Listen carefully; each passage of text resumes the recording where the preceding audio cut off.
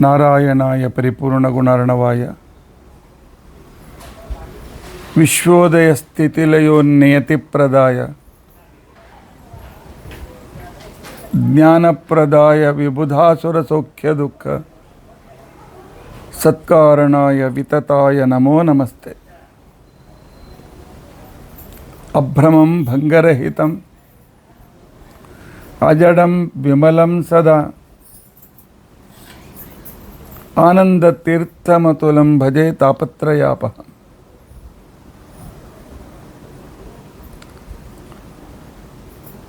भवति यदनुभावादेडमूकोऽपि वाग्मे जडमतिरपजन्तुर्जायते प्राज्ञमौलिः। सकलवचनचेतो देवता भारती सा मम वचसि निधत्तां सन्निधिं मानसे च। अस्मद्गुरुसमारम्भां टीकाकृत्पादमध्यगां श्रीमदाचार्यपर्यन्तां वन्दे गुरुपरम्परां। विद्यायां विबुधाचार्यं वेदज्ञानाब्धिचन्दिरं दुर्मतध्वान्तमार्तण्डं सत्यध्यानमुनिं भजे।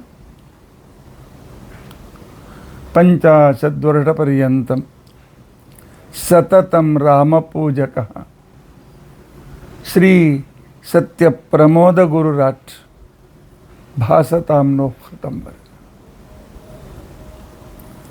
बन्धुस्त्वं गुरुरिष्टदैवतमिति त्वत्पादपङ्केरुहं प्राप्तं मां परिपालयेति सततं याचे निबद्धाञ्जलिः। चित्तं मद्गुणदोषचिन्तनविधौ नूनं मनां मा कृताः। श्री सत्यात्मगुरो त्वदङ्घ्रियुगलं हित्वा न मे सद्गतिः।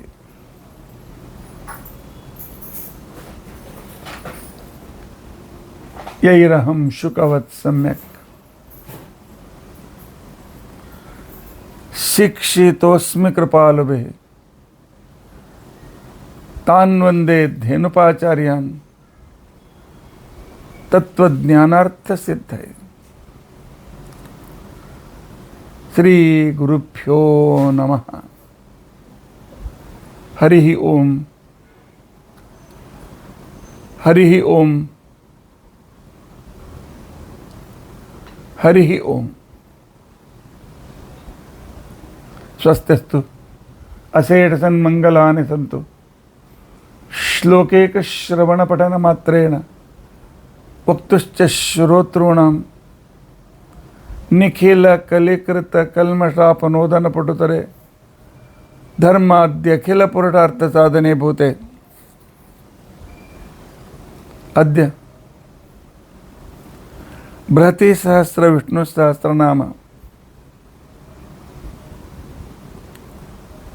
तुलनात्मकविवरणारम्भे सति किंचित पूर्वकथानुवादः। हरिः ओम हरिः ओम हरिः ओम।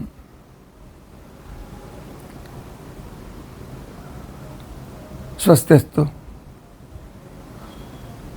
हरे राम राम राम हरे हरे, हरे कृष्णा कृष्ण कृष्ण हरे हरे,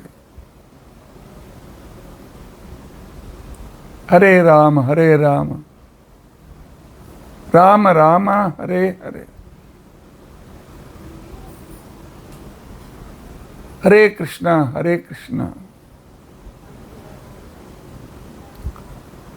कृष्ण कृष्ण हरे हरे, हरे राम राम राम हरे हरे,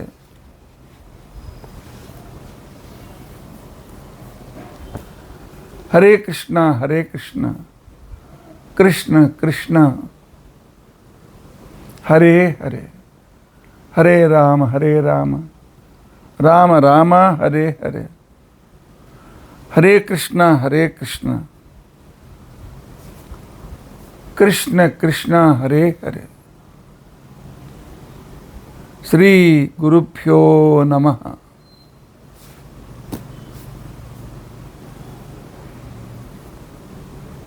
ಹರಿ ಓಂ. ಹರಿ ಓಂ. ಹರಿ ಓಂ. ಹರಿ ಓಂ. 4 ದಿನಗಳಿಂದ ಪ್ರವಚನ ಮಾಡಲಿಕ್ಕೆ ಆಗಲಿಲ್ಲ. ಅವತ್ತು ನಾನು ಮಹಾಸ್ವನಃ ಅಂತಿಕೊಂಡಂತ ಹೇಳಿ ಪರಮಾತ್ಮನ ನಾಮಸ್ಮರಣೆಯನ್ನು ಮಾಡುವಾಗ ಪರಮಾತ್ಮ ಧೋ ಧೋ ಧೋ ಧೋ ಮಳೆ ಬೀಳುವಾಗ ಏನು ಶಬ್ದ ಗಂಭೀರವಾಗಿರ್ತದೆ, ಅಂಥ ಧ್ವನಿ ಪರಮಾತ್ಮನದು ಗಂಭೀರವಾಗಿದೆ. ಮೋಡದಂತೆ ಮೋಡದ ಆ ಖಡಲ್ಲಂತಿಕೊಂಡಂತನೂ ಎಷ್ಟು ಗಂಭೀರವಾಗಿರ್ತಂಥ ಗಂಭೀರವಾದಂಥ ಮೋಡದ ಧ್ವನಿಯಂತೆ ಪರಮಾತ್ಮನ ಧ್ವನಿ ಸ್ಪಷ್ಟವಾಗಿದೆ ಅಂತ ವರ್ಣನೆ ಮಾಡಿದೆ. ಬಹುಶಃ ಉಪಾಸನೆ ಹೆಚ್ಚಿಗೆ ಅಂತ ಆಯ್ತು ಅಂತ ಕಾಣ್ತದೆ. ಆ ನಂತರ ಮರುದಿವಸ ಅನಾದಿ ನಿಧನ ಅಂತಿಕೊಂಡಂತ ಹೇಳುವಾಗ ಪರಮಾತ್ಮ ಆದಿ ಅನಾದಿ ಕಾಲದಿಂದ ನೀನು ನಮಗೆ ಬೇಕಾಗಿರ್ತಕ್ಕಂತಹ ಎಲ್ಲ ವೃತ್ರಾಸುರನಿಂದ ತಡೆಯಲ್ಪಟ್ಟ ನೀರನ್ನು ದೋದೋ ಕೆಳಗೆ ಬೀಳಿಸಿ ಜಗತ್ತಿಗೆ ಜ್ಞಾನವನ್ನು ನೀರನ್ನು ಕೊಟ್ಟೆ ಅಂತ ತಿಳ್ಕೊಂಡಂಥೇಳಿ ಪರಮಾತ್ಮನ ಉಪಾಸನೆ ಬಹಳ ಹೆಚ್ಚಾಯಿತು ಅಂತ ಕಾಣಿಸ್ತದೆ. ನಂತರ 3 ದಿನ ನಮ್ಮ ವಿದ್ಯಾಪೀಠ ಇರುವ ಮುಂಬೈ ಉಪನಗರ ವಿರಾರ್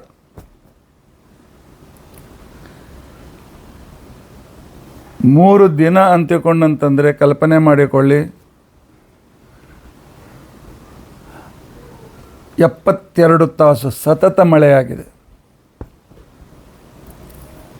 ಸಂಪೂರ್ಣ ಉಪನಗರದಲ್ಲಿ ಸೊಂಟಕ್ಕಿಂತಲೂ ಮೇಲೆ ಹೆಚ್ಚು ನೀರು ರೋಡ್ನಲ್ಲಿ, ಕೆಲವು ಕಡೆಯಲ್ಲಿ ಕುತ್ತಿಗೆ ಮುಳುಗುವಷ್ಟು. ವಿದ್ಯಾಪೀಠದ ಒಳಗೆ 1 ಫೂಟಿನಷ್ಟು ನೀರು. 3 ದಿನ ಇಲೆಕ್ಟ್ರಿಸಿಟಿ ಇಲ್ಲ. 3 ದಿನ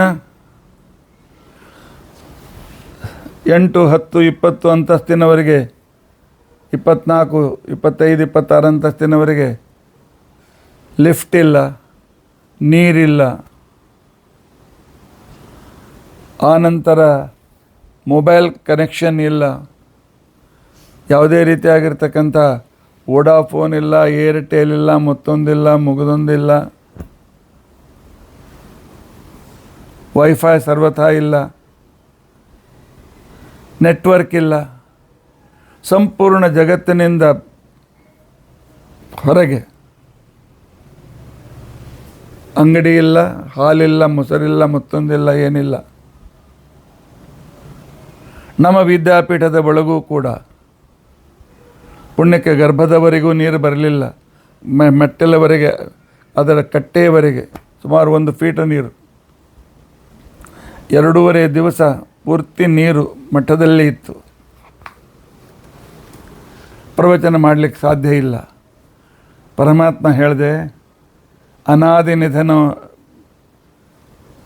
ಪರಮಾತ್ಮ ಆದಿಕಾಲದಿಂದಲೂ ಅನಾದಿ ಕಾಲದಿಂದಲೂ ಈಗಿನವರೆಗೂ ಮುಂದೂ ನದಿಯ ನೀರನ್ನು ಹರಿಸಿದಂತೆ ನೀರನ್ನು ಹರಿಸು, ಜ್ಞಾನವನ್ನು ಹರಿಸುವಂತ ಪ್ರಾರ್ಥನೆ ಮಾಡಿದ್ದು ಸ್ವಲ್ಪ ಹೆಚ್ಚಾಯಿತನೋ ಪರಮಾತ್ಮ. ಆದ್ದರಿಂದಾಗಿ ನಮ್ಮನ್ನು ಇನ್ನು ರಕ್ಷಣಿಸು, ಧಾರಣೆ ಮಾಡುವಂತೇಳಿ ಪ್ರಾರ್ಥನೆ ಮಾಡಲಿಕ್ಕೆ ಪ್ರಾರಂಭ ಮಾಡಿದಾಗ ನಿನ್ನೆ ಮಧ್ಯಾಹ್ನದಿಂದ ಮಳೆ ನಿಂತಿದೆ. ನಿನ್ನೆ ರಾತ್ರಿಯಿಂದ ಲೈಟ್ ಪ್ರಕಾಶ, ಸೂರ್ಯಪ್ರಕಾಶ ಇವತ್ತೇನೋ ಬರುವ ಲಕ್ಷಣ ಕಾಣಿಸ್ತಾ ಇದೆ. ಈ ರೀತಿಯಾಗಿ ಪರಮಾತ್ಮ ತನ್ನ ವಿಶಿಷ್ಟವಾಗಿರ್ತಕ್ಕಂತಹ ರೂಪವನ್ನು ವ್ಯಕ್ತಪಡಿಸಿದ್ದಾನೆ. ಆದ್ದರಿಂದ ಪ್ರವಚನ ಮಾಡಲಿಕ್ಕಾಗಲಿಲ್ಲ. ಜನರು ನೀರಿಲ್ಲದೆ, ಕೆಲವರಿಗೆ ಮನೆಯಲ್ಲಿ ಸ್ಟಾಕ್ ಇಲ್ಲ, ಆಹಾರವಿಲ್ಲದೆ ಕಷ್ಟಪಡುವಾಗ ನಮ್ಮ ಬಾವಿಯಲ್ಲಿ ಒಳ್ಳೆಯ ನೀರಿದ್ದು ನಮಗೆ ಯಾವುದೇ ರೀತಿಯಾಗಿರ್ತಕ್ಕಂಥ ಪರಮಾತ್ಮನ ಅನುಗ್ರಹದಿಂದ ಅನಾನುಕೂಲ ಆಗಲಿಲ್ಲ. ಇಷ್ಟೇ ಜನರ ಜೊತೆಗೆ ಸಂಪರ್ಕ ಮಾಡಲಿಕ್ಕಾಗಲಿಲ್ಲ. ಅನೇಕ ಜನರು ಟಿ ವಿಯಲ್ಲಿ ನೋಡಿ ಅನೇಕ ಸಲ ಗುರುಗಳಿಂದ ಹಿಡ್ಕೊಂಡು ಪ್ರತಿಯೊಬ್ಬರು ಫೋನ್ ಮಾಡಿ ಯೋಗಕ್ಷೇಮ, ಆದರೆ ನಮಗೆ ಸಂಪರ್ಕ ಇಲ್ಲ. ಇವತ್ತು ಅವರಿಗೆ ಸಂಪರ್ಕ ಮಾಡಲಿಕ್ಕಾಯಿತು. ಇವತ್ತಂದರೆ ನಿನ್ನಿನ ದಿನ ಸಾಯಂಕಾಲದಿಂದ. ತಾತ್ಪರ್ಯ ಇಷ್ಟೇ, ಪರಾಭವನಾಮ ಸಂವತ್ಸರ ನನ್ನ ಎದುರಿಗೆ ನೀವು ಸೋಲೋರು ನಿಶ್ಚಿತ ಅಂತ ತಿಳ್ಕೊಂಡಂತನೂ ತೋರಿಸ್ಕೊಟ್ಟಿದೆ. ನೀವು ಪ್ರಕೃತಿ ಎದುರಿನಲ್ಲಿ, ಪರಮಾತ್ಮನ ಎದುರಿನಲ್ಲಿ ನೀವು ಎಂಥ 30-40 ಅಂತಸ್ತಿನ ಮನೆ ಕಟ್ಟಿಸ್ರಿ, ಕೋಟ್ಯಾಧೀಶರಾಗಿರಿ, ಅಬ್ಜಾಧೀಶರಾಗಿರಿ, ಬೇಕಾದಷ್ಟು ಎಲೆಕ್ಟ್ರಿಸಿಟಿ ಅನಂತರ ಏನು ಬೇಕಾದ ಮಾಡಿ, ನನ್ನ ಶಕ್ತಿ ಎದುರಿಗೆ ನಿಮ್ಮ ಶಕ್ತಿ ನಡೆಯೋದಿಲ್ಲ ಅನ್ನೋದನ್ನು ಈ 3 ದಿನಗಳಲ್ಲಿ ಭಗವಂತ ನಮಗೆ ತೋರಿಸಿಕೊಟ್ಟಿದ್ದಾನೆ. ಮನೆ ತುಂಬ ಕತ್ತಲು, ದಟ್ಟವಾದ ಮೋಡ, ಲೈಟ್ ಇಲ್ಲ, ಫ್ಯಾನ್ ಇಲ್ಲ. ಈಗಲೇ ಹೀಗಿರುವಾಗ ನನಗೆ ವಿಚಾರ ಬಂತು, ಇನ್ನು ಪ್ರಳಯದ ವೇಳೆಗೆ ಹೇಗಿರಬೇಕು.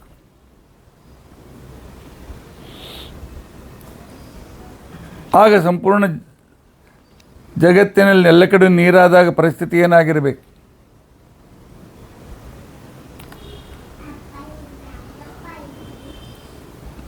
ಅಂತಸ್ತಿನ ಮನೆಗಳಲ್ಲಿ ಗ್ರೌಂಡ್ ಫ್ಲೋರ್ ದಲ್ಲಿಯೂ ಕೂಡ 1-2 ಫೂಟ್ನಷ್ಟು ನೀರು ಪ್ರತಿಯೊಬ್ಬರ ಮನೆಯಲ್ಲಿ.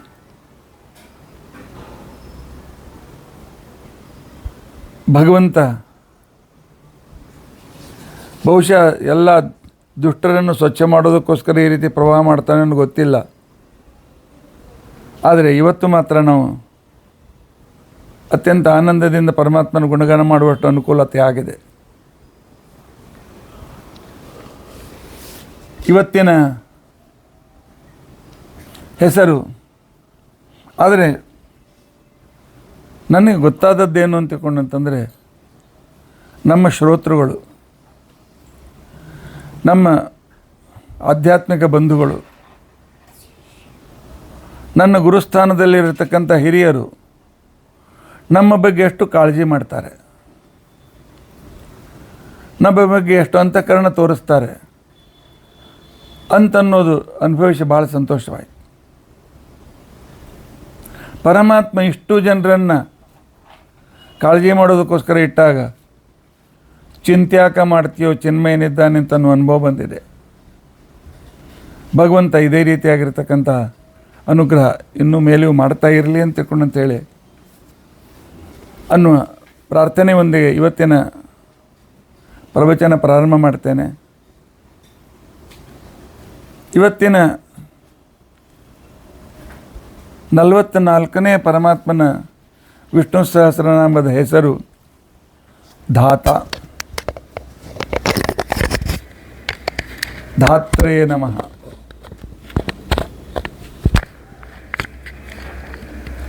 ಪರಮಾತ್ಮ ನಮ್ಮನ್ನು ಸಂರಕ್ಷಣೆ ಮಾಡ್ತಾನೆ. ಯಾಕೆ? ಅವನೇ ಜಗತ್ತಿನ ರಾಜ.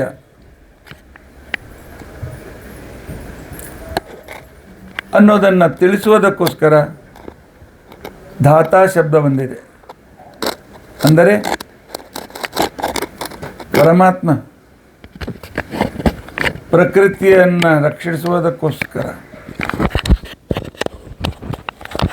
ಸೂರ್ಯನನ್ನು ಸೂರ್ಯನ ಸ್ಥಾನದಲ್ಲಿಟ್ಟು, ಪೃಥ್ವಿಯನ್ನು ಪೃಥ್ವಿ ಸ್ಥಾನದಲ್ಲಿಟ್ಟು, ಸಮುದ್ರವನ್ನು ಸಮುದ್ರದ ಸ್ಥಾನದಲ್ಲಿಟ್ಟು, ನದಿಯನ್ನು ನದಿಯ ಸ್ಥಾನದಲ್ಲಿ ಕೆಳಗಿನ ಪ್ರದೇಶಕ್ಕೆ ಹರಿಯುವಂತೆ ಮಾಡಿ ಭಗವಂತ ನಮ್ಮನ್ನು ರಕ್ಷಣೆ ಮಾಡ್ತಾನೆ, ನಮಗೆ ಆಶ್ರಯ ಕೊಡ್ತಾನೆ, ರಕ್ಷಣೆ ಮಾಡ್ತಾನೆ ಅನ್ನೋದಕ್ಕೋಸ್ಕರ ಹೊರಟಿರ್ತಕ್ಕಂಥ ಭಗವಂತನ ಈ ಹೆಸರು ಧಾತ ಅಂತ ತಿಳ್ಕೊಂಡಂತೇಳಿ. ಎಲ್ಲ ಗ್ರಹಗಳನ್ನು ತತ್ತಸ್ಥಾನದಲ್ಲಿಟ್ಟು ಅಲ್ಲಲ್ಲಿ ತಾನು ಪ್ರವಿಷ್ಟನಾಗಿ ತತ್ತಚ್ಛಕ್ತಿ ಪ್ರಚೋದಯನ್, ಆಯಾ ಸ್ಥಳಗಳ, ಆಯಾ ವ್ಯಕ್ತಿಗಳ, ಆಯಾ ಸಂದರ್ಭಗಳ ಶಕ್ತಿಯನ್ನು ಹೆಚ್ಚಿಸುತ್ತಾ ಅಭಿವ್ಯಕ್ತಗೊಳಿಸುತ್ತಾ ಪರಮಾತ್ಮ ಜಗತ್ತಿಗೆ ಆಶ್ರಯ ಕೊಡ್ತಾನೆ, ಪೋಷಣೆಯನ್ನು ಕೂಡ ಮಾಡ್ತಾನೆ.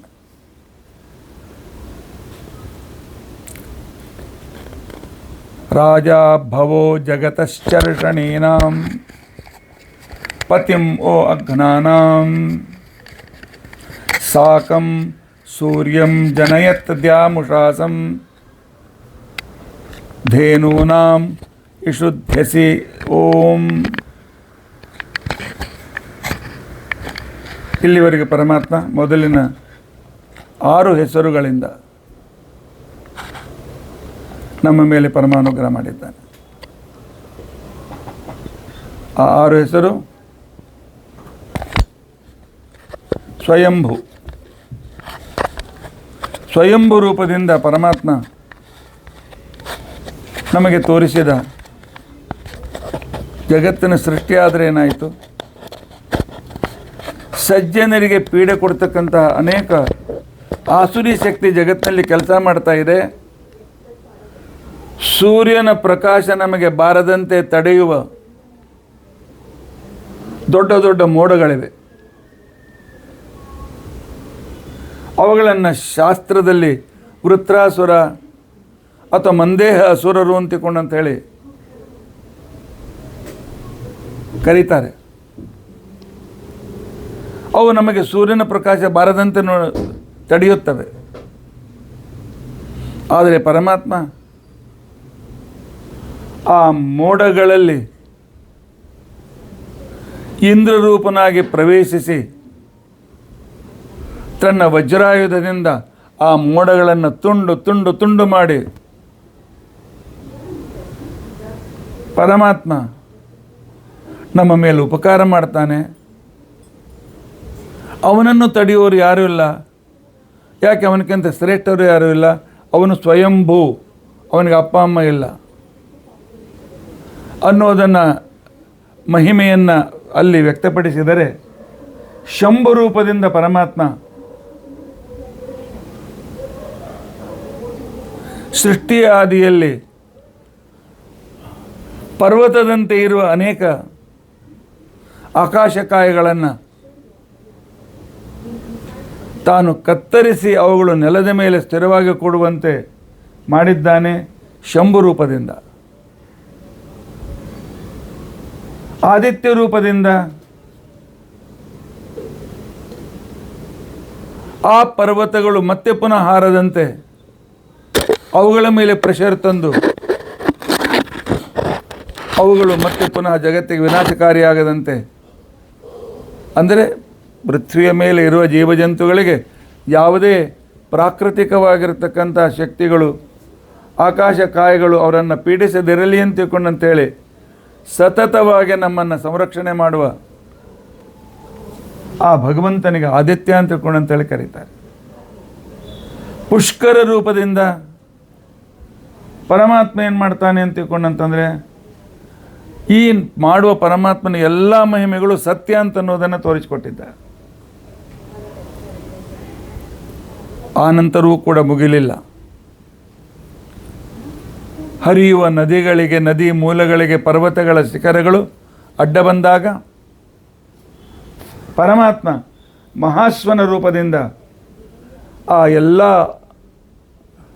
ಅಸುರ ರೂಪ ದೊಡ್ಡ ದೊಡ್ಡ ಭಾಗಗಳನ್ನು ಕತ್ತರಿಸಿ ಆ ನಂತರ ನಮಗೆ ನೀರಿನ ಪ್ರವಾಹವನ್ನು, ಜ್ಞಾನ ಪ್ರವಾಹವನ್ನು ನಮಗೆ ಹರಿಸಿದ್ದಾನೆ. ಯಾಕೆ? ಅನಾದಿ ಕಾಲದಿಂದಲೂ ಕೂಡ ಇವನೇ ಸ್ವಾಮಿ. ಅನಾದಿ ನಿಧನ ಅಂತನ್ನೋ ರೂಪದಿಂದ ನಮಗೆ ಯಾವಾಗಲೂ ಪೀಡೆ ಕೊಡುವ ವೃತ್ರಾಸುರನಂಥ ಅಡೆತಡೆಗಳನ್ನು ದೂರೀಕರಿಸಿ ಅವುಗಳನ್ನು ಕೊಂದು ನಮಗೆ ಯಾವಾಗಲೂ ನೀರು ಸಿಗುವಂತೆ ಮಾಡಿದ್ದಾನೆ ಪರಮಾತ್ಮ. ಜೀವನಕ್ಕೆ ನೀರು ಬೇಕು, ಬುದ್ಧಿಗೆ ಜ್ಞಾನ ಬೇಕು, ಪರಮಾತ್ಮನ ಪ್ರಾಪ್ತಿಗೆ ಅಪರೋಕ್ಷ ಜ್ಞಾನ ಬೇಕು. ಆ ಜ್ಞಾನದ ಪ್ರವಾಹವನ್ನು, ನೀರಿನ ಪ್ರವಾಹವನ್ನು ಪರಮಾತ್ಮ ಅನಾದಿ ನಿಧನ ಅಂತನ್ನೋ ಹೆಸರಿನಿಂದ ನಮಗೆ ಅನುಕೂಲ ಮಾಡಿಕೊಟ್ಟಿದ್ದಾನೆ. ಈ ರೀತಿಯಾಗಿ ಪ್ರಜಾಸಾಮಾನ್ಯರಿಗೆ, ಸಕಲ ಪ್ರಜೆಗಳಿಗೆ ಭಗವಂತ ಸಂತೋಷ ಕೊಡ್ತಾನೆ. ಆದ್ದರಿಂದಾಗಿ ಭಗವಂತನಿಗೆ ಪ್ರಜೆಗಳಿಗೆ ಉಪಕಾರ ಮಾಡುವ ವಾಯುದೇವರಿಗೂ ಸ್ವಾಮಿಯಾಗಿರ್ತಕ್ಕಂಥ ಭಗವಂತನಿಗೆ ಧಾತ ಅಂತ ತಿಳ್ಕೊಂಡಂತ ಹೆಸರು. ಆಶ್ರಯ ಕೊಡುತ್ತಾನೆ, ಪೋಷಣೆ ಮಾಡ್ತಾನೆ, ಎರಡು. ಬರೀ ಮನೆಯಲ್ಲಿ ಆಶ್ರಯ ಕೊಟ್ಟರು ಊಟಕ್ಕೆ ಬೇಕಲ್ಲ, ಆ ಊಟದ ವ್ಯವಸ್ಥೆ ಆಗಬೇಕು, ಅದನ್ನು ಪರಮಾತ್ಮ ಮಾಡಿಕೊಡ್ತಾನೆ. ಈ ರೀತಿಯಾಗಿ ಪ್ರಜೆಗಳನ್ನು ರಂಜಿಸುವ ವ್ಯಕ್ತಿಗೆ ಶಾಸ್ತ್ರದಲ್ಲಿ ರಾಜ, ರಂಜನಾತ್ ರಾಜ, ರಂಜಯಿಸಿ ಅಥ ರಾಜ ಅಂತಿಕೊಂಡಂತೇಳಿ ಶಾಸ್ತ್ರ ಕರೀತದೆ. ಈ ಭಗವಂತ ತಾನು ಸೂರ್ಯಪ್ರಕಾಶವನ್ನು ನಮಗೆ ಸಿಗುವಂತೆ ಮಾಡಿ, ಅಡೆತಡೆಗಳನ್ನು ದೂರ ಮಾಡಿ, ನಮಗೆ ಕಣ್ಣಿನ ಪ್ರಕಾಶ ಕೊಟ್ಟು ನಾವು ಕಾರ್ಯವನ್ನು ಮಾಡುವಂತೆ ಮಾಡಿದ್ದರೆ, ಜ್ಞಾನಕ್ಕೆ ಅಡ್ಡಿಯಾಗಿರ್ತಕ್ಕಂಥ ಆಸುರಿ ಶಕ್ತಿಯನ್ನು ಕೂಡ ಪರಮಾತ್ಮ ದೂರ ಮಾಡಿ ನಮಗೆ ಆಶ್ರಯ ಕೊಟ್ಟು ಸಂರಕ್ಷಣೆ ಮಾಡ್ತಾನೆ ಅಂತ ಅನ್ನೋದನ್ನು ತೋರಿಸಿಕೊಡೋದಕ್ಕೋಸ್ಕರ ಬಂದಿರತಕ್ಕಂಥ ಭಗವಂತನ ಹೆಸರು ಧಾತ ಅಂತ ತಿಳ್ಕೊಂಡಂತೇಳಿ. ವೇದಗಳು ಪರಮಾತ್ಮನ ಗುಣದಿಂದ ಅಭಿವ್ಯಕ್ತವಾಗುವ ಹೆಸರುಗಳು, ಅವನ ಮಹಿಮೆಯನ್ನು, ಅವನ ಉಪಕಾರವನ್ನು ನಮಗೆ ತಿಳಿಸಿಕೊಡ್ತಾ ಇವೆ. ಈ ಧಾತ ಹೆಸರು ಬರಲಿಕ್ಕೆ ಕಾರಣ ಏನು ಅನ್ನೋದನ್ನು ನಮ್ಮ ಬೃಹತಿ ಸಹಸ್ರ ಮಂತ್ರ ಹೇಳಿಕೊಡ್ತದೆ. 44ನೇ ಮಂತ್ರ ರಾಜ ಭವೋ ಜಗತಃ. ನಮ್ಮ ವಿದ್ಯಾರ್ಥಿ ಹೇಳ್ತಾನೆ, ಕೇಳಿ. ಓಂ ರಾಜಾ ಭವೋ ಜಗತಶ್ಚರ್ಷಣೀನಾಂ ಪತಿಂ ವೋ ಅಜ್ಞಾನಾಂ ಸಾಕಂ ಸೂರ್ಯಂ ಜನಯಂದ್ಯಾಮುಷಾ ಸಂಧೇನೂನಾಮಿಷುತ್ಥಸೋಂ. ಇನ್ನೊಂದು ಸ್ವಲ್ಪ ಜೋರಾಗಿ ಹೇಳು. ರಾಜಾ ಭವೋ ಜಗತಶ್ಚರ್ಷಣೀನಾಂ ಪತಿಂ ವೋ ಅಜ್ಞಾನಾಂ ಸಾಕಂ ಸೂರ್ಯಂ ಜನಯಂದ್ಯಾಮುಷಾ ಸಂಧೇನೂನಾಮಿಷುತ್ಥಸೋಂ.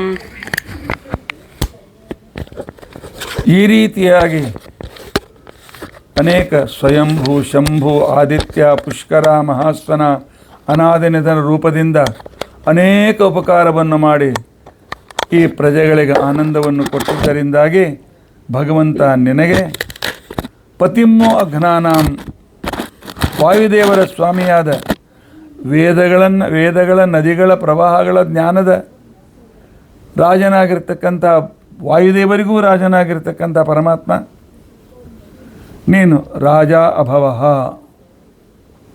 ನಮಗೋಸ್ಕರ ರಾಜನಾಗಿದ್ದೆ. ರಾಜನಂತೆ ನಮಗೆ ಪೋಷಣೆ ಮಾಡ್ತಕ್ಕಂಥವನಾಗಿದ್ದೆ. ಚರ್ಷಣೀನಾಂ, ಪ್ರಜೆಗಳು ಅಥವಾ ಜ್ಞಾನಗಳಿಗೆ, ಸಾಕಂ ಏಕಕಾಲದಲ್ಲಿ, ಸೂರ್ಯಂ ವೃತ್ರಾಸುರ ಮಂದೇಹಾಸುರಗಳಿಂದ ತಡೆಯಲ್ಪಟ್ಟ ಸೂರ್ಯನ ಪ್ರಕಾಶವನ್ನು, ಉಷಾಸಂ ರಾತ್ರಿಯ ಕತ್ತಲಿನಿಂದ ಆವರಿಸಲ್ಪಟ್ಟ ಉಷಾದೇವಿಯನ್ನು ದ್ಯಾಂ ಭೂಮಿ ಆಕಾಶವನ್ನು ಜನಯತ್ ಪ್ರಕಾಶಿಸುತ್ತಾ ಜಗತ್ತನ್ನು ಪ್ರಕಾಶಿಸಿದ ನೀನು ನಮ್ಮ ಜ್ಞಾನದ ಅಂಧಕಾರವನ್ನು ದೂರ ಮಾಡಿ ನಮ್ಮ ಜ್ಞಾನೇಂದ್ರಿಯವನ್ನು ಜಾಗೃತಗೊಳಿಸಿ ಜ್ಞಾನವನ್ನು ಕೊಡ್ತಕ್ಕಂಥ ವ್ಯಕ್ತಿ ನೀನು. ಪರಮಾತ್ಮ ಧೇನೂನಾಂ ವಿಶುದ್ಧಸ್ಸಿ. ಹೇಗೆ ಬಾಣಗಳನ್ನು ಇಡುವುದಕ್ಕೋಸ್ಕರ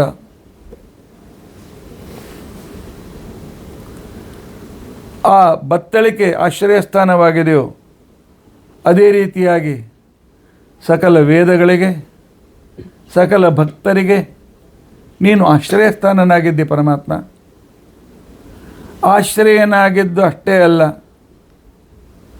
ಅದರ ಪೋಷಕನೂ ಆಗಿದ್ದೆ.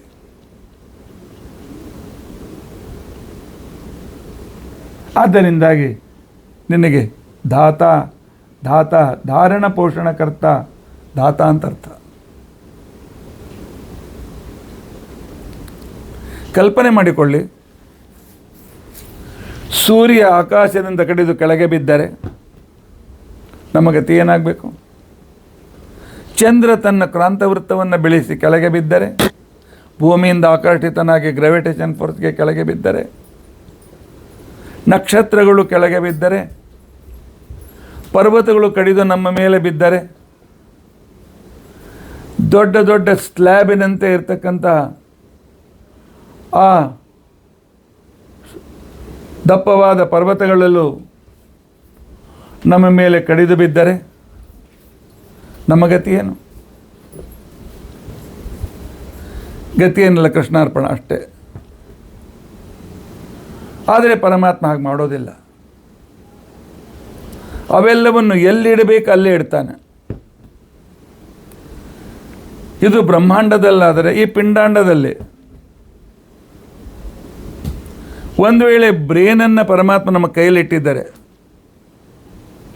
ಮೊದಲೇ ದಿವಸ ಸತ್ತೋಗ್ತಿದ್ದೆ. ಯಾಕೆ? ಬ್ರೇನ್ ಇದು ಬಹಳ ಸ್ಪಾಂಜದಂತೆ ಇರತಕ್ಕಂಥ ಮೆತ್ತಗಿನ ಭಾಗ. ಅದಕ್ಕೆ ಸುತ್ತಲೂ ಆವರಣ ಕೊಟ್ಟು ಅಲ್ಲೊಂದು ವಿಶಿಷ್ಟವಾಗಿರ್ತಕ್ಕಂಥ ಆ ರಸವನ್ನು ಅಲ್ಲಿಟ್ಟು, ಲಿಕ್ವಿಡನ್ನು ಅಲ್ಲಿಟ್ಟು, ಅದರ ಮೇಲೆ ಸ್ಕಲ್ ತಯಾರು ಮಾಡಿಸಿ ಯಾವಾಗಲೂ ನಮ್ಮ ಬೆನ್ನುಹುರಿಯಿಂದ ಅದು ಒದ್ದೆಯಾಗಿರುವಂತೆ ಅಲ್ಲಿ ಒಂದು ಥರದ ಲಿಕ್ವಿಡನ್ನು ಸತತವಾಗಿ ಅದರ ಮೇಲೆ ಸ್ಪ್ರಿಂಕಲ್ ಮಾಡ್ತಾ ಪರಮಾತ್ಮ ಮೆದುಳನ್ನು ಆ ಸ್ಥಳದಲ್ಲಿಟ್ಟಿದ್ದಾನೆ, ಸುರಕ್ಷಿತವಾದ ಸ್ಥಳದಲ್ಲಿಟ್ಟಿದ್ದಾನೆ. ನಮ್ಮ ಪ್ರತಿಯೊಂದು ದೇಹದ ಕೇಂದ್ರ ಅಲ್ಲಿದೆ.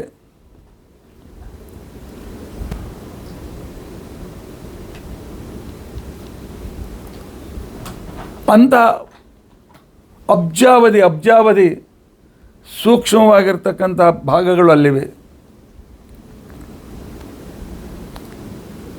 ಅವುಗಳಿಗೆ ಬೇಕಾಗಿರ್ತಕ್ಕಂಥ ಆಕ್ಸಿಜನ್, ಅದಕ್ಕೆ ಬೇಕಾಗಿರ್ತಕ್ಕಂಥ ರಕ್ತಾಭಿಸರಣ, ಅದಕ್ಕೆ ಬೇಕಾಗಿರ್ತಕ್ಕಂಥ ಎಲ್ಲ ಅನುಕೂಲತೆಯನ್ನು ನಿರ್ಮಾಣ ಮಾಡಿದ ಆ ಭಗವಂತನ ನಮ್ಮ ಶಿಷ್ಯರು, ನಮ್ಮ ಶಿಷ್ಯರ ಮಕ್ಕಳು ಕೆಲವರು ಬ್ರೈನ್ ಸ್ಪೆಷಾಲಿಸ್ಟ್ ಇದ್ದಾರೆ. ಅವರಿಗೆ ನಾವು ಕೇಳಿದರೆ ಹೇಳ್ತಾರೆ ಅದೊಂದು ವಿಚಿತ್ರ ಜಗತ್ತು. ಎಷ್ಟೊಂದು 10 to 20% ನಾವು ಅರ್ಥ ಮಾಡಿಕೊಂಡು ಉಳಿದ 80% ಹೈಪೋಥೆಟಿಕ್ ಆಗಿ ಅವುಗಳ ಮೇಲೆ ನಾವು ಚಿಕಿತ್ಸೆ ಮಾಡ್ತೇವೆ ಅಂತ ಅವ್ರು ಹೇಳುವಾಗ, ಇದನ್ನು ನಿರ್ಮಾಣ ಮಾಡಿ ಕೊಟ್ಟಿರ್ತಕ್ಕಂಥ ಪರಮಾತ್ಮ ನಮ್ಮನ್ನು ಆಶ್ರಯ ಪಡೋದಷ್ಟೇ ಅಲ್ಲ, ನಮ್ಮ ಪೋಷಣೆಯನ್ನು ಮಾಡ್ತಾ ಇದ್ದಾನೆ. ಕಣ್ಣಿನ ಸ್ಥಳದಲ್ಲಿಟ್ಟು, ಕಿವಿಯನ್ನು ಕಿವಿಯ ಸ್ಥಳದಲ್ಲಿಟ್ಟು, ಯಾವುದಾದರೂ ಒಂದು ಅವಯವ ಬೇರೆ ಕಡೆಗೆ ಬಂದಿದ್ದರೆ, ನನ್ನ ಹಲ್ಲುಗಳು ತೊಟ್ಟಿಯ ಮಧ್ಯದಲ್ಲಿರದೆ ನನ್ನ ಹಣೆಯ ಮೇಲೆ ಬಂದಿದ್ದರೆ ನೀವು ನನ್ನ ಮುಖ ನೋಡ್ತಾ ಇದ್ರ? ಯಾಕೆ ಕೆಲವು ಸರ್ತಿಗೆ ಈ ಸ್ಕೆಲೆಟನ್ ತೋರಿಸಿದಾಗ ಆ ಒಳಗೋದ ಒಡೆದ ಮುಖ, ಮೂಗು, ಆ ತೆರೆದ ಬಾಯಿ ನೋಡಿದ್ರೆ ಅಂಜಬೇಕು, ಆ ರೀತಿಯಾಗಿರ್ತದೆ. ಆ ರೀತಿಯಾಗಿ ನನ್ನ ಪ್ರವಚನಕ್ಕೆ ಕುಳಿತುಕೊಂಡ್ರೆ ಪ್ರವಚನ ಕೇಳ್ತೀರಾ ನೀವು? ಓಡೋಗ್ತದೆ. ಇಲ್ಲ, ಅದಕ್ಕೆ ಒಂದು ಹೊದಿಕೆಯನ್ನು ಕೊಟ್ಟಿದ್ದಾನೆ ಪರಮಾತ್ಮ.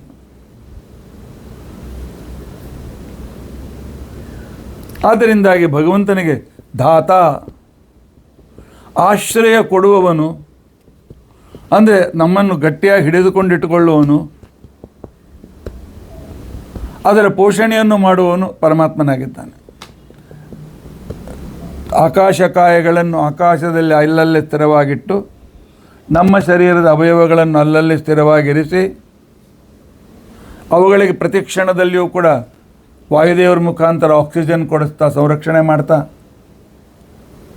ಪರಮಾತ್ಮ ನಮಗೆ ಬೇಕಾದ ಆಹಾರಾದಿಗಳಿಗೂ ಅನುಕೂಲ ಮಾಡಿಕೊಟ್ಟಿದ್ದಾನೆ, ಪೋಷಣೆ ಮಾಡ್ತಾ ಇದ್ದಾನೆ. ಅದನ್ನು ಒಂದು ಸಲ ಆದರೂ ನಾವು ನೆನೆಸೋದು ಬೇಡವೇ? ಒಂದು ಕ್ಷಣ ಆದರೂ ನೆನೆಸೋದು ಬೇಡವೇನೋ? ದೇವರ ಎದುರಿಗೆ ನಿಂತುಕೊಂಡು ನನ್ನ ಈ ಮೂಗು ಉದ್ದಿದ್ದದ್ದು ಅಡ್ಡ ಇದ್ದರೆ ಕಲ್ಪನೆ ಮಾಡಿಕೊಳ್ಳಿ, ಆಗ ನಮ್ಮ ಗತಿ ಏನಾಗ್ತದೆ, ನಮ್ಮ ಪರಿಸ್ಥಿತಿ ಏನಾಗ್ತದೆ. ಇಂಥ ಉಪಕಾರ ಮಾಡುವ ಭಗವಂತನಿಗೆ ಧಾತ ಅಂತ ತಿಳ್ಕೊಂಡಂತ ಹೆಸರು. ಧಾತ ಅಂತ ತಿಳ್ಕೊಂಡಂತ ಈ ವಿವರಣೆಯನ್ನು ಮಾಡ್ತದೆ ಬೃಹತಿ ಶಾಸ್ತ್ರದ ಈ ಮಂತ್ರ. ರಾಜಾ ಭವೋ ಜಗತಶ್ಚರ್ಷಣೀನಾಂ ಪತಿಂ ಓ ಅಘ್ನಾನಾಂ ಸಾಕಂ ಸೂರ್ಯಂ ಜನಯತ್ ದ್ಯಾಮುಷಾಸಂ ಧೇನೂನಾಂ ಇಷುಧ್ಯಸಿ ಓಂ. ಪ್ರಜೆಗಳಿಗೆ, ಎಲ್ಲ ಚರಾಚರ ಜಗತ್ತಿಗೆ ರಾಜನಾಗಿ, ಅವರಿಗೆ ಆನಂದದಾಯಕನಾಗಿ, ಅದರ ಜೊತೆಗೆ ನಮಗೆ ಪ್ರಕಾಶ ಕೊಡುವ, ನೀರನ್ನು ಕೊಡುವ, ಆಯಾ ಪ್ರಾಕೃತಿಕ ಕಾಯಗಳು, ಆಕಾಶ ಕಾಯಗಳು, ಅದ್ರ ಜೊತೆಗೆ ಅದು ಅಭಿಮಾನಿ ದೇವತೆಗಳು, ಅವರಿಗೆ ಬರುವ ಅಡೆತಡೆಗಳನ್ನು ದೂರ ಮಾಡಿ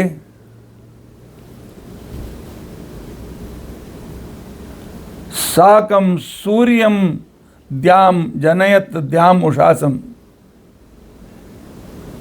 ಇವರೆಲ್ಲರಿಗೂ ಕೂಡ ಉಪಕಾರಕನಾಗಿ ಪರಮಾತ್ಮ ನಮಗೆ ಬತ್ತಳಿಕೆಯಂತ ಆಶ್ರಯ, ಬಾಣಗಳಿಗೆ ಬತ್ತಳಿಕೆಯಂತೆ ನಮಗೆ ಆಶ್ರಯದಾತನಾಗಿದ್ದಾನೆ ಭಗವಂತ. ಆದ್ದರಿಂದ ಭಗವಂತನಿಗೆ ಧಾತ, ಧಾರಣ ಮತ್ತು ಪೋಷಣ ಮಾಡ್ತಾರೆ ಅಂತ ಕರೆದಿದ್ದಾರೆ. ಧತ್ತೆ ಧಾರಯತಿ ಚ ಪೋಷಯತಿ ಇತಿ ಧಾತ. ಡುಧಾಯ್ ಅಂತಿಕೊಂಡಂತನ್ನುವ ಧಾತು ಧಾರಣ, ಪೋಷಣ ಅಂತೇಳಿ ಕಣ್ಣ ಧಾತುವಿಗೆ ಅರ್ಥ ಇದೆ. ಬೃಹದಾರಣ್ಯಕ ಉಪನಿಷತ್ ಭಾಷೆಯಲ್ಲಿ ಆಚಾರ್ಯ ಹೇಳ್ತಾರೆ, ಬಿಭರ್ತ್ಯಂಡಂ ಹರಿಃ ಕೂರ್ಮಃ. ಪರಮಾತ್ಮ ಕೂರ್ಮರೂಪಿಯಾಗಿ ಈ ಸಂಪೂರ್ಣ ಬ್ರಹ್ಮಾಂಡವನ್ನು, ಅದಕ್ಕೊಂದು ಸಣ್ಣ ಬಾಲ ಇರ್ತದೆ, ಇಷ್ಟೇ ಸಣ್ಣದಿರ್ತದೆ, ಅದರ ಮೇಲೆ ಬ್ರಹ್ಮಾಂಡವನ್ನು ಧರಿಸಿದ್ದಾನೆ. ಆ ಬ್ರಹ್ಮಾಂಡದಲ್ಲಿ ಸಾಕಷ್ಟು ನೀರಿದೆ. ಆರಿ ನೀರಿನಲ್ಲಿ ಕೂರ್ಮರೂಪ ವಾಯು ಈ ಭಗವಂತನನ್ನು ಹಿಡಿದುಕೊಂಡು ಬ್ಯಾಲೆನ್ಸ್ ಹೋಗದಂತೆ ನೋಡ್ಕೊಂಡು ನಿಂತ್ಕೊಂಡಿದ್ದಾನೆ. ಆ ವಾಯುವಿನ ಕೂರ್ಮರೂಪದ ಬಾಲದ ಮೇಲೆ ಶೇಷದೇವರು ಗಟ್ಟಿಯಾಗಿ ಹಿಡಿದುಕೊಂಡು ಅದರ ಮೇಲೆ ನಿಂತ್ಕೊಂಡಿದ್ದಾರೆ. ಆ ಶೇಷದೇವರ ತಲೆ ಮೇಲೆ ಬ್ರಹ್ಮಾಂಡ ಇದೆ. ಈ ಬ್ರಹ್ಮಾಂಡ, ಶೇಷದೇವರ ಭಾರ, ವಾಯುದೇವರ ಭಾರ, ಬ್ರಹ್ಮಾಂಡದ ಭಾರ ಎಲ್ಲವನ್ನೂ ಪರಮಾತ್ಮ ಕೂರ್ಮ ರೂಪದಿಂದ ಧಾರಣ ಮಾಡಿದ್ದಾನೆ. ಆದ್ದರಿಂದಾಗಿ ಎಲ್ಲವೂ ಅವನಲ್ಲಿ ಆಶ್ರಿತವಾಗಿದೆ. ವೈಭವ ಅಂತನ್ನುವ ಗ್ರಂಥದ ಉದಾಹರಣೆ ಕೊಟ್ಟ ಆಚಾರ್ಯ ಹೇಳ್ತಾರೆ, ಬಿಭರ್ತ್ಯಂಡಂ ಹರಿ ಕೂರ್ಮಃ ಅಂಡೇ ಚಾಪ್ಯುದಕಂ ಮಹತ ಉದಕೆ ಕೂರ್ಮರೂಪಸ್ಯ ವಾಯೋಃ ಪುಚ್ಛಂ ಸಮಾಶ್ರಿತಂ ವಾಯೋಃ ಪುಚ್ಛಂ ಸಮಾಶ್ರಿತ್ಯ ಶೇಷಸ್ತು ಪೃಥಿವೀಮಿಮಾಂ ಬಿಭರ್ತ್ಯ ತಸ್ಯಾಂ ಜಗದಿದಂ ಸರ್ವಂ ಪ್ರತಿಷ್ಠಿತಂ. ಭಾಗವತ ತಾತ್ಪರ್ಯದಲ್ಲಿ ಆಚಾರ್ಯ ಹೇಳ್ತಾರೆ, ಶಿರ ಆಧಾರತ ಯದ್ವದ್ ಗ್ರೀವಾಯಾಸ್ತದ್ವದೇವತು. ಪರಮಾತ್ಮ ಧಾರಣೆ ಮಾಡ್ತಾನೆ, ಪೋಷಣೆ ಮಾಡ್ತಾನೆ. ಕುತ್ತಿಗೆ ತಲೆಯನ್ನು ಧಾರಣ ಮಾಡಿದೆ. ತಲೆ ತನ್ನ ಪೋಷಕ ತತ್ವಗಳಿಂದ ಕುತ್ತಿಗೆ ಮತ್ತು ಸಂಪೂರ್ಣ ಶರೀರವನ್ನು ಧಾರಣ ಮಾಡಿದೆ. ಮೇಲಿನಿಂದ ಒಂದು ಧಾರಣ ಮಾಡಿದರೆ ಕೆಳಗಿನಿಂದ ಇನ್ನೊಂದು ಧಾರಣ ಮಾಡಿದೆ. ಇದೊಂದು ವಿಚಿತ್ರ ಅಲ್ಲ? ಕಾಲು ಗಟ್ಟಿಯಾಗಿ ನಿಂತಾಗ ಅದರ ಮೇಲೆ ಶರೀರ, ಅದರ ಮೇಲೆ ಉಳಿದ ಅವಯವಗಳು, ಅದರ ಮೇಲೆ ತಲೆಗೆ ಇವೆಲ್ಲ ಆಶ್ರಯವಾಗಿದ್ದರೆ ತಲೆ ಎಲ್ಲ ಸಂಪೂರ್ಣ ಶರೀರಕ್ಕೆ ಆಶ್ರಯವಾಗಿದೆ. ಏಕೆ? ಶರೀರದ ರಕ್ಷಣೆ ಮಾಡ್ತಾರೆ. ಅದೇ ರೀತಿಯಾಗಿ ಪರಮಾತ್ಮ ಕೆಳಗಿನಿಂದಲೂ ಧಾರಣ ಮಾಡಿದ್ದಾನೆ, ಪುರುಷ ರೂಪದಿಂದ ನಮ್ಮ ಒಳಗೆ ಇದ್ದು ಧಾರಣ ಮಾಡಿದ್ದಾನೆ, ಕಾಲು ರೂಪದಿಂದ ಇದ್ದು ಆಕಾಶದಿಂದ ನಮ್ಮನ್ನು ಪೋಷಣೆ ಮಾಡ್ತಾ ಇದ್ದಾನೆ. ಉಳಿದ ಅವಯವಗಳು ವ್ಯವಹಾರಕ್ಕೋಸ್ಕರ ಉಪಚಾರತಾ ಧಾರಕರಾಗಿದ್ದಾರೆ. ಪರಮಾತ್ಮ ಮುಖ್ಯ ಆಶ್ರಯ. ಅನ್ಯೇ ಆಶ್ರಯತ್ವಂ ಅನ್ಯೇಷಾಂ ಉಪಚಾರತಃ ಅಂಥೇಳಿ ಭಾಗವತ ತಾತ್ಪರ್ಯ ಹೇಳ್ತಾರೆ.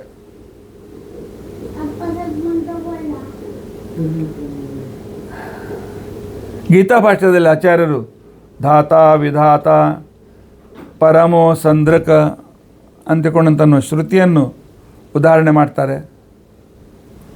ಉದಾಹರಣೆ ಮಾಡಿ ಹೇಳ್ತಾರೆ, ಪರಮಾತ್ಮ ಧಾತ ಧಾರಣ ಆಶ್ರಯದಾತನೂ ಆಗಿದ್ದಾನೆ, ಧಾರಣ ಪೋಷಕನೂ ಆಗಿದ್ದಾನೆ.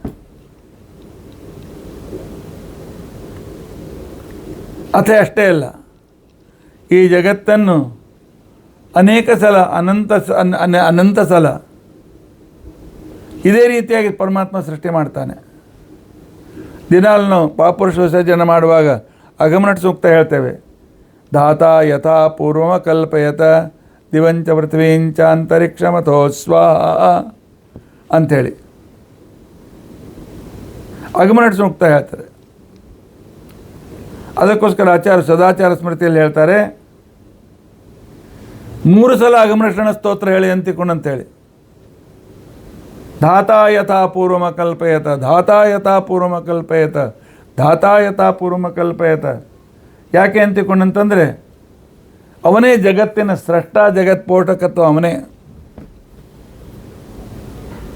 ಏನು ಆಚಾರ್ಯ ಸಣ್ಣ ಚಿಕ್ಕವರಿಂದ ಕೇಳ್ತಾ ಬಂದಿದ್ದೀವಿ, ನೀವೇನು ಹೊಸ ಹೆಸರು ಹೇಳ್ತೀರಿ ಅಂತಿಕೊಂಡು.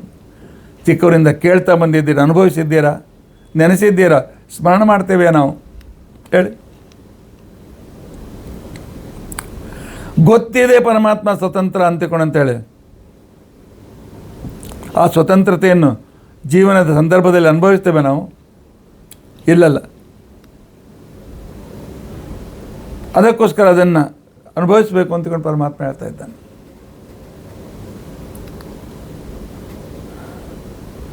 ಗೀತಾ 8ನೇ ಅಧ್ಯಾಯದ 9ನೇ ಶ್ಲೋಕ ಈ ಪರಮಾತ್ಮನ ಧಾತೃ ಮಹಿಮೆಯನ್ನು ಹೇಳಿಕೊಡ್ತದೆ. ಕವಿಂ ಪುರಾಣಂ ಅನುಶಾಸಿತಾರಂ, ಸರ್ವಜ್ಞ ಪರಮಾತ್ಮ ಅನಾದಿ ಕಾಲದಿಂದ ಇರತಕ್ಕಂಥವನು, ನಮ್ಮೆಲ್ಲರನ್ನು ಅನುಶಾಸನ ಮಾಡ್ತಕ್ಕಂಥವನು. ಅಣುರಣೀಯಾನ್ ಆಗಿರ್ತಕ್ಕಂಥ ಪರಮಾತ್ಮನನ್ನು, ಸರ್ವಸ್ಯ ಧಾತಾರಂ, ಎಲ್ಲರಲ್ಲೂ ಧಾರಣ ಪೋಷಣ ಮಾಡ್ತಕ್ಕಂಥವನನ್ನು, ಅಚಿಂತ್ಯ ರೂಪಂ ಆದಿತ್ಯವರ್ಣಂ ತಮಸಃ ಪರಸ್ತಾತ್, ಪರಮಾತ್ಮನನ್ನು ಅನುಸ್ಮರೇತ್. ಇದು ಈ ರೀತಿಯಾಗಿ ಅವರು ಸ್ಮರಣ ಮಾಡ್ತಾರೆ, ಪರಮಾತ್ಮ ಅವ್ರ ಮೇಲೆ ಅನುಗ್ರಹ ಮಾಡ್ತಾನೆ. ಅಷ್ಟೇ ಅಲ್ಲ, ಪರಮಾತ್ಮನಿಗೆ ಭಗವದ್ಗೀತೆ 9ನೇ ಅಧ್ಯಾಯದ 17ನೇ ಶ್ಲೋಕ ಹೇಳ್ತಾರೆ, ಪಿತಾಮಹಸ್ಯ ಜಗತೋ ಧಾತಾ ಮಾತಾ ಧಾತಾ ಪಿತಾಮಹ. ಪರಮಾತ್ಮ ಈ ಜಗತ್ತಿಗೆ ಪಿತಾಮಹ ಇದ್ದಂತೆ.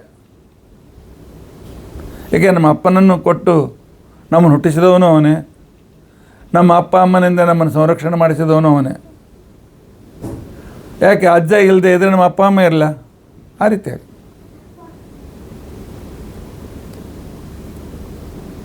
ಅಷ್ಟೇ ಅಲ್ಲ, ಪರಮಾತ್ಮ